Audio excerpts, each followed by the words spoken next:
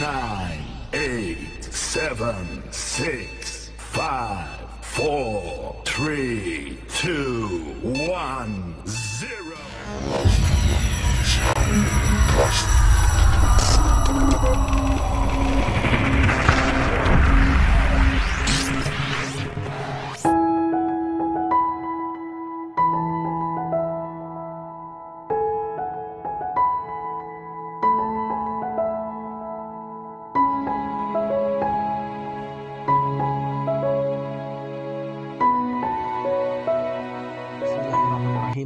Assalamualaikum warahmatullahi wabarakatuh. Asyhadu an la ilaha illallah wa asyhadu anna Muhammadan abduhu wa rasuluh. Allahumma shalli ala sayyidina Muhammad wa ala alihi wa sahbihi ajmain, amma ba'du. Puji serta syukur kita panjatkan di pagi ini kepada Allah Subhanahu wa taala yang telah memberikan kita kesehatan sehingga kita bisa kembali mengikuti fortasi untuk kegiatan pengenalan di sekolah yang kita cintai, MA Baitur Rahmah Muhammadiyah.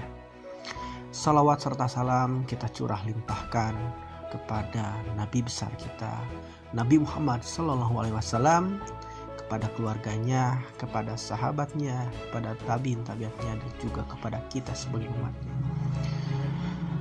Oke, bagaimana kabarnya my students, murid-muridku di MA Baitur Rahmah?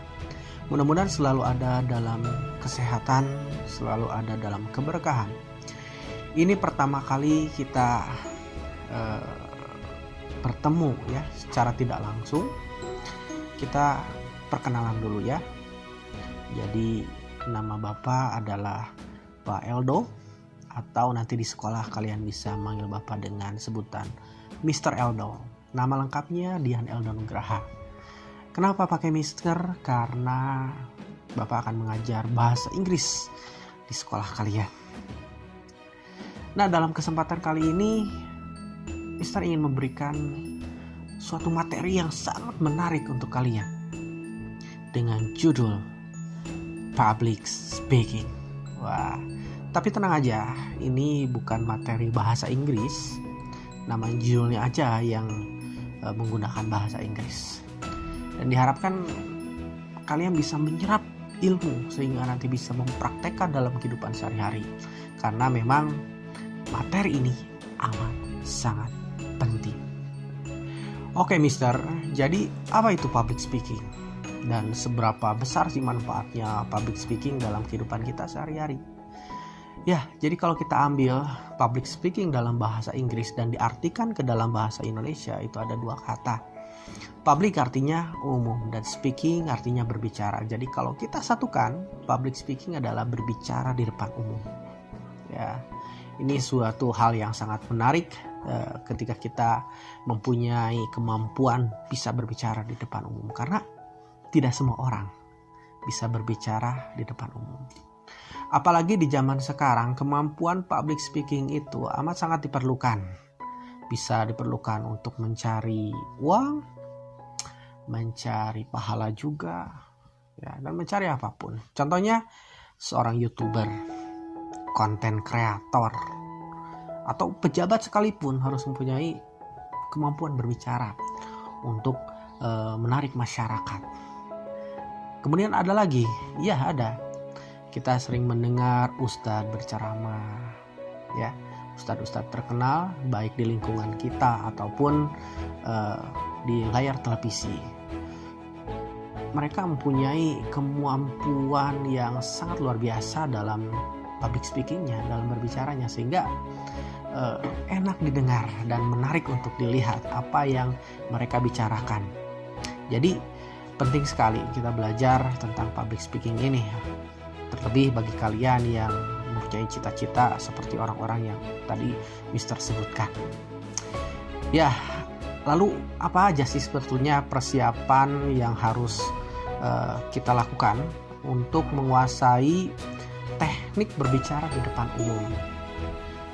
Ada 3 kemampuan yang harus dimiliki seorang agar dirinya bisa berbicara di depan umum. Yang pertama adalah mental yang baik. Ada apa dengan mental? Ya, banyak kita temukan orang-orang yang merasa gugup, bahkan merasa malu ketika dirinya harus berbicara di depan umum, sehingga apa yang ingin disampaikan tidak tersampaikan dengan baik. Tapi bagi orang-orang yang memiliki mental yang baik, dirinya akan merasa sangat siap. Bahasa yang dikeluarkannya menarik, gaya bicaranya juga menarik, sehingga pendengar atau audiens paham dengan apa yang ingin disampaikannya.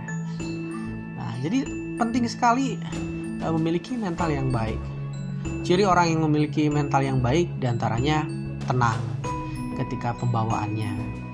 Kemudian juga dirinya bisa santai berada di depan, tidak malu, tidak merasa canggung atau gemetaran.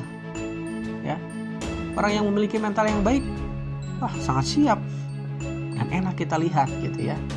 Nah, itu penting banget ya. Selanjutnya yang kedua adalah fisik yang baik. Ada apa dengan fisik?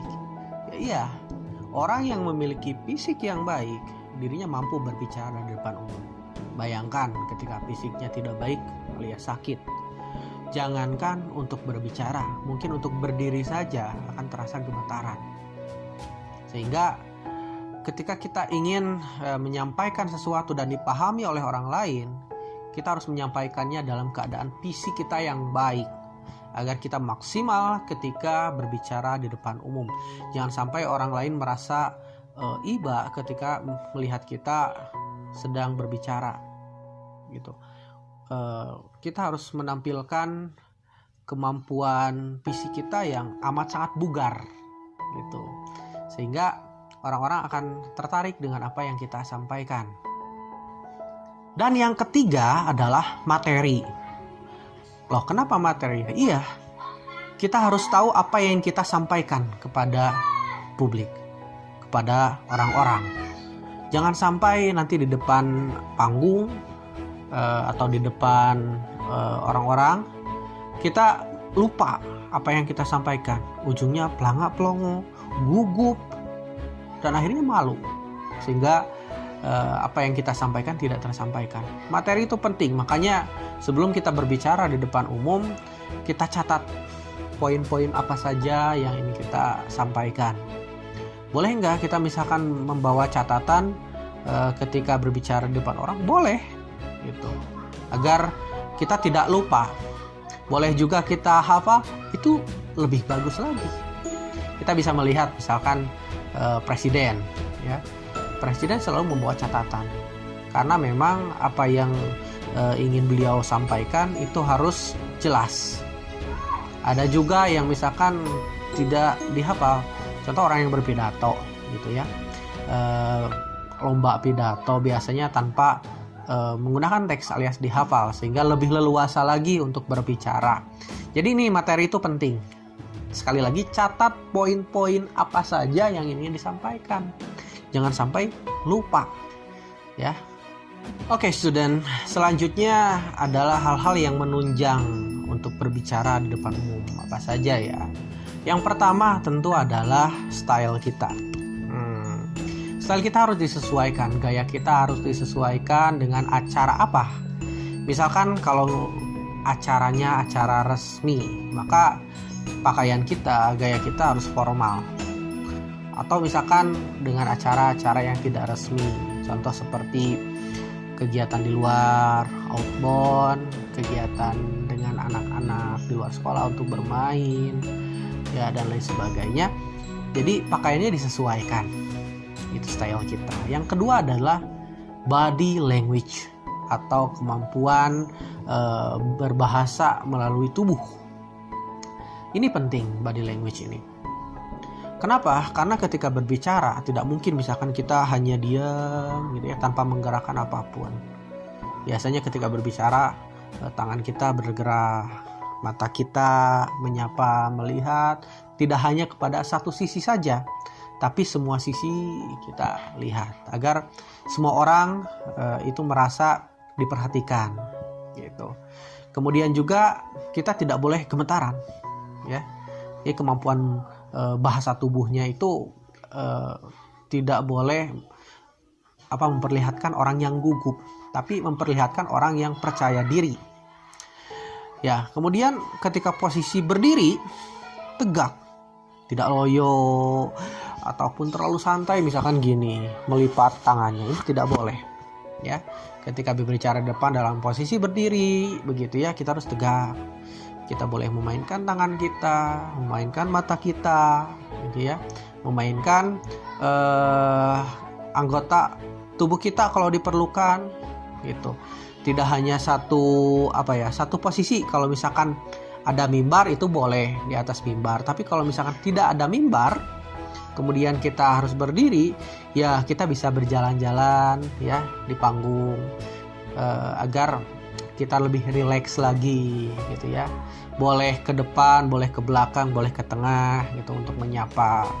Kita lihat aja contoh seorang motivator, gitu kan, tidak hanya berdiri dalam satu posisi. Kadang beliau itu harus berjalan ke kiri, ke kanan, ke belakang, ke depan, gitu ya. Nah, ini penting. Selanjutnya adalah artikulasi, kejelasan ketika berbicara. Ya, jadi kita butuh bahasa yang betul-betul jelas didengar.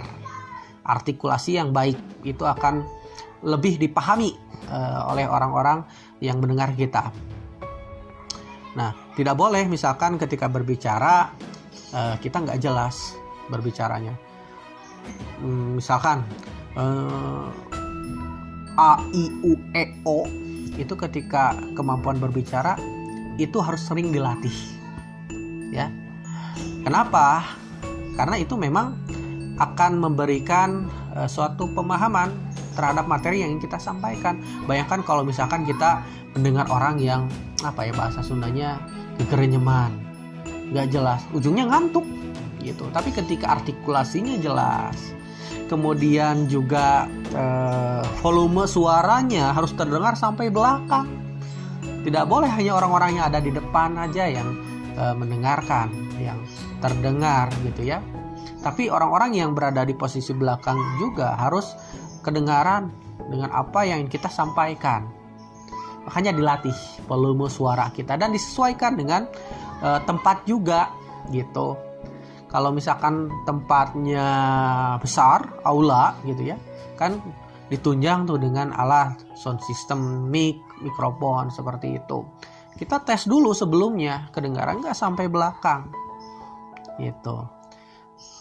Jadi ini penting sekali hal-hal yang menunjang ketika kita berbicara di depan umum. Terus gimana kalau misalkan di media sosial? Ya sama, gitu. Makanya Mister hari ini menggunakan headset itu agar terdengar jelas oleh kalian, sehingga suara jernih Mister itu bisa didengarkan oleh kalian ya, dengan materi-materi yang ada yang Mister berikan kepada kalian, gitu. Sama di media sosial juga orang demikian, gitu kan. Kita melihat seorang YouTuber dengan gaya body language-nya, gitu ya. Kemudian juga gaya khasnya ketika berbicara, sehingga orang menarik, gitu ya. Tak sedikit orang-orang yang memiliki pada akhirnya ciri khas. Oke Mister, kemudian gimana kalau misalkan ada pertanyaan, kenapa ya ketika ingin berbicara di depan umum kita merasa malu, merasa gugup, sehingga kita enggan untuk berbicara di depan umum? Ya, jadi malu dan gugup itu menjadi satu tantangan bagi kalian yang ingin bisa berbicara di depan umum. Malu dan gugup biasanya terletak dari persiapan kalian yang belum matang. Contoh persiapan materi, kalian nggak tahu apa yang harus disampaikan. Kemudian juga fisik kalian yang pada saat itu mungkin semalam begadang, sehingga kalau bicara di depan umum takut pingsan, takut ditertawakan. Yang ketiga tentu mental yang belum siap dan kurang dilatih. Nah, ini kesiapan mental harus dilatih dengan cara apa? Ya sederhana aja, misalkan kalian mengajarkan adik-adik kalian ya, menjadi seorang guru lah di rumah, itu melatih kemampuan bicara kalian. Atau berbicara di depan cermin, nah itu juga menjadi suatu latihan kepada kalian. Kemudian ada hal-hal negatif tuh yang biasanya mengganggu pikiran kalian. Contoh misalkan, aduh saya malu sekali kalau bicara di depan umum, takut salah, takut ditertawakan, takut dan lain sebagainya, takut dan lain sebagainya gitulah. Jadi buang pikiran negatif itu. Kita harus buat pikiran-pikiran positif. Saya bisa bicara. Saya sudah menyiapkan materi yang begitu luar biasa, tinggal saya sampaikan. Gitu ya. Kemudian saya pasti bisa deh untuk berbicara di depan umum. Saya ingin menjadikan momen pertama saya berbicara di depan umum itu bisa membangkitkan semangat saya, sehingga saya lebih percaya diri lagi ke depannya. Nah, jadi ini hal-hal yang positif yang harus kalian tanamkan dalam diri kalian agar bisa berbicara di depan umum. Sekali lagi, buang pikiran negatif kalian. Kalau kalian merasa malu untuk berbicara di depan umum, bagaimana kalian akan menjadi orang-orang yang sukses ke depannya. Banyak orang sukses itu dan memiliki kemampuan berbicara yang baik. Kenapa? Kemampuan berbicara akan berhubungan dengan kesuksesan. Tentu, orang yang sukses biasanya akan menceritakan kesuksesannya kepada orang lain agar menjadi sebuah pelajaran, agar menjadi sebuah inspirasi. Ya. Banyak pengusaha yang akhirnya menjadi motivator. YouTuber hebat dan kaya juga mempunyai kemampuan bicara yang baik. Pejabat dan ustadz itu menjadi orang-orang yang mampu membawa materi yang baik sehingga dapat didengarkan oleh jemaahnya, dapat didengarkan oleh masyarakatnya gitu. Jadi kemampuan bicara ini sangat diperlukan, ya. Tanamkan dalam diri kalian. Oke, students. Nanti untuk lebih jelasnya, untuk lebih lengkapnya, Mister berharap sih ingin bertemu langsung dengan kalian. Semoga pandemi ini cepat berakhir sehingga Mister bisa bertatap muka dengan kalian, mengajarkan bahasa Inggris tentunya, kemudian juga public speakingnya tidak hanya bahasa Indonesia tetapi juga bahasa Inggris secara langsung, dan menyapa kalian yang soleh, solehah, yang tampan dan cantik, yang baik ya. Itu karena memang sekolah MA Baitur Rahmah itu memiliki siswi yang insya Allah baik, soleh, solehah, tampan dan cantik. Gitu ya. Itu aja mungkin dari Mister untuk materi public speaking sekarang. Dan kita akhiri jumpa kita dengan membacakan hamdalah alhamdulillahirabbil alamin wabillahi taufik wal hidayah. Assalamualaikum warahmatullahi wabarakatuh.